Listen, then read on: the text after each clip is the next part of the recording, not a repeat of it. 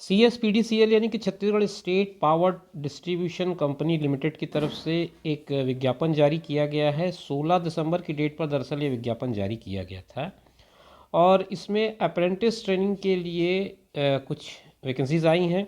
1 साल का apprentice training है, उसी के संदर्भ में ये बात करेंगे। दोस्तों नमस्कार, आप देख रहे हैं ज़ीरो पीरियड। आज इस वीडियो में अप्रेंटिस एक्ट 1961 के अंडर CSPDCL में प्रशिक्षुओं की 1 साल की भर्ती की व्यवस्था की गई है। अलग अलग ट्रेड हैं, अलग अलग इसमें जो वर्ग है उसके लिए वैकेंसी आई हैं। आइए समझते हैं कौन कौन सी ट्रेड में वैकेंसी आई है और आपके पास कौन सी योग्यता उसके लिए आवश्यक होगी।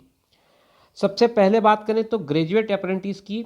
इसमें इंजीनियरिंग के अंडर आपके पास इलेक्ट्रिकल, सिविल, कंप्यूटर साइंस और इंफॉर्मेशन टेक्नोलॉजी की आई है अप्रेंटिसशिप।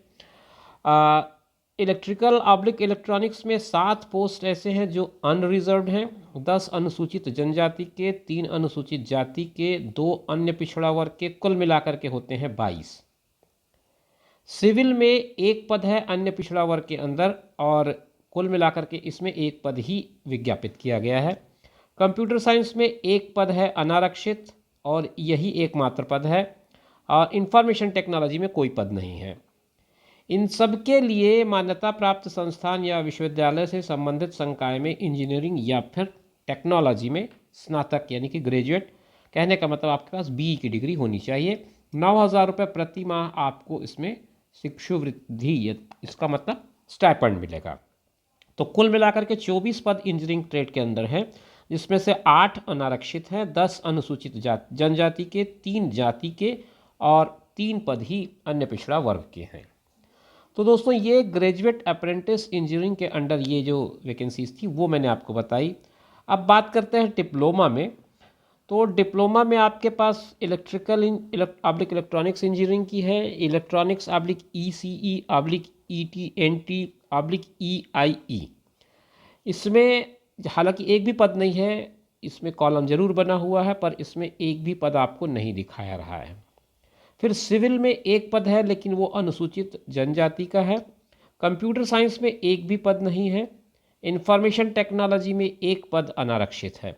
और जो मुख्य बात मैं कह रहा था वो था इलेक्ट्रिकल ऑब्लिक इलेक्ट्रॉनिक्स इंजीनियरिंग में, जिसमें 12 अनारक्षित पद हैं, 16 अनुसूचित जनजाति के, 4 अनुसूचित जाति के, 4 अन्य पिछड़ा वर्ग के, कुल मिलाकर के 36 पद होते हैं इसमें। और इंफॉर्मेशन टेक्नोलॉजी और सिविल के पद को जोड़ दें तो 38 पदों की वैकेंसी डिप्लोमा के अंडर आई है। इसमें आपको डिप्लोमा, पॉलिटेक्निक का डिप्लोमा 3 साल का जो होता है वो ज़रूरी है, संबंधित संकाय में डिप्लोमा, और 8,000 रुपये प्रति माह आपको स्टाइपेंड की राशि मिलेगी। इसके बाद नॉन इंजीनियरिंग ट्रेड में जो ग्रेजुएट्स हैं उनके लिए जो वैकेंसी है उसको समझ लेते हैं। तो इसके अंडर बैचलर ऑफ साइंस यानी कि BSc जिसको हम कहते हैं, उसमें 3 अनारक्षित, 1 अनुसूचित जाति और 1 अन्य पिछड़ा वर्ग, कुल मिलाकर के 5 पद हैं। बैचलर ऑफ कॉमर्स यानी कि जिसे BCom कहते हैं, उसमें 1 अनारक्षित, 2 अनुसूचित जनजाति और कुल मिलाकर के 3 पद आए। BCA जिसे बैचलर ऑफ कंप्यूटर एप्लीकेशन कहते हैं, उसमें अनुसूचित जनजाति का 1 पद है। और BBA बिजनेस एडमिनिस्ट्रेशन बैचलर्स, इसके 3 अनारक्षित, 3 अनुसूचित जनजाति, 1 अन्य अनुसूचित जाति और 2 अन्य पिछड़ा वर्ग, 9 पद बनते हैं। कुल मिलाकर के 18 पदों की ये वैकेंसी है, जिसमें 7 अनारक्षित, 6 अनुसूचित जनजाति और 2 अनुसूचित जाति के साथ साथ 3 अन्य पिछड़ा वर्ग यानी कि OBC के हैं।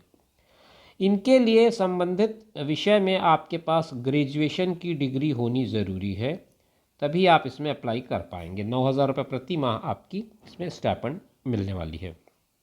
ये जो सारा कुछ है ये अप्रेंटिस प्रशिक्षण के लिए है, इसका नियमित रोजगार से कोई लेना देना नहीं है, इस बात को ध्यान रखें।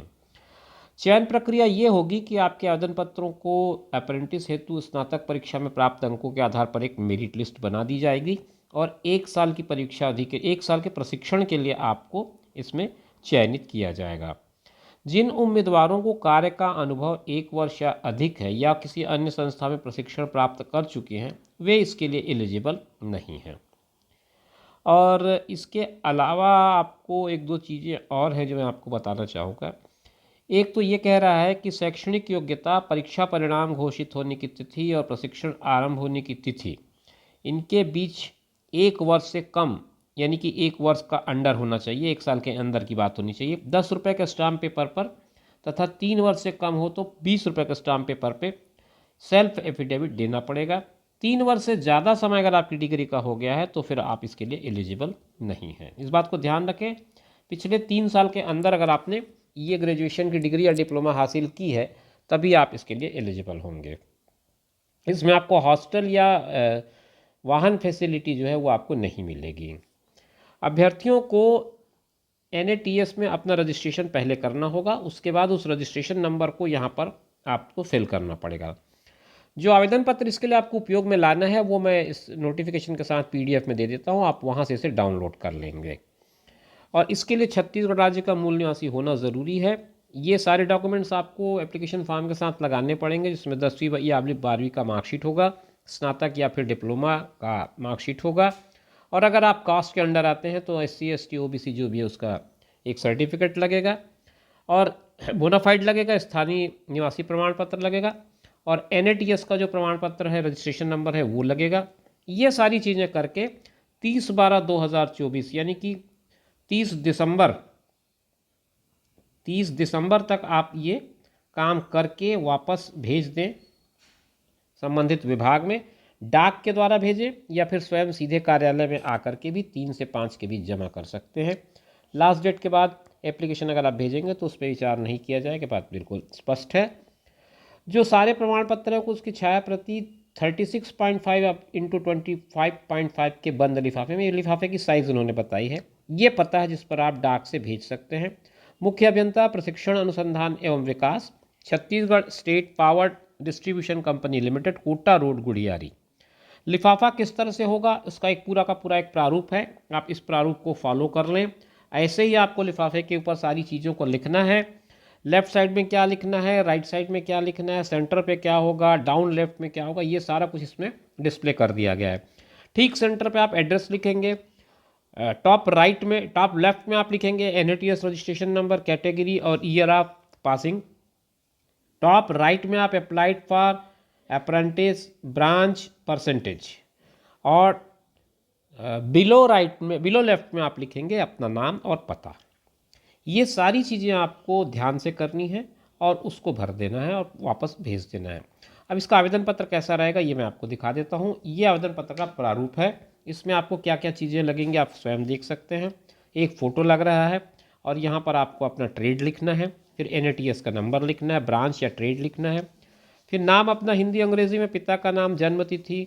इसके अलावा आपको अपनी आयु को लिखना है, 1/1/2024 को कितना हो जाता है, और फिर पता वर्तमान और स्थायी, नेशनलिटी, फिर कौन सी ग्रेड में आते हैं, कौन सी श्रेणी में आते हैं, मतलब श्रेणी कहने का मतलब कैटेगरी से है मेरा, फिर सारे डिटेल्स एजुकेशनल क्वालिफिकेशंस के, और उसके बाद सारे इनक्लोजर की एक लिस्टिंग करनी है आपको। लिस्टिंग कर लेने के बाद आप क्या करेंगे, एक सेल्फ डिक्लेरेशन देंगे, यहाँ पर अपना नाम लिखेंगे, अपना हस्ताक्षर करेंगे और डेट और टाइम लिख कर, डेट और प्लेस लिख करके इसको अटैच कर देंगे। तो ये इतनी जानकारी इस नोटिफिकेशन में आपके पास है जिसको आपको समझना है। अगर आपने अभी तक वीडियो को पूरा ध्यान से सुना होगा तो बातें आपको समझ में आ गई होगी। फिर भी अगर आपके मन में कोई डाउट हो तो मैं डिस्क्रिप्शन बॉक्स में इस पूरे PDF का लिंक दे देता हूँ, आप वहाँ से इसे डाउनलोड कर लें और डाउनलोड करके अपने काम की चीज़ें समझ लें। डाउनलोड करना इसलिए भी ज़रूरी है आपको क्योंकि आपको आवेदन पत्र के प्रारूप की ज़रूरत होगी जो इस PDF में आपको मिल जाएगा। शुभकामनाओं के साथ इस वीडियो को मैं यहीं पर विराम दे रहा हूँ। आपसे फिर मुलाकात करेंगे एक नए वीडियो में नई जानकारी के साथ। तब तक आप अपना ख्याल रखें, साथ में उनका ख्याल रखें जो आपका ख्याल रखते हैं। नमस्कार।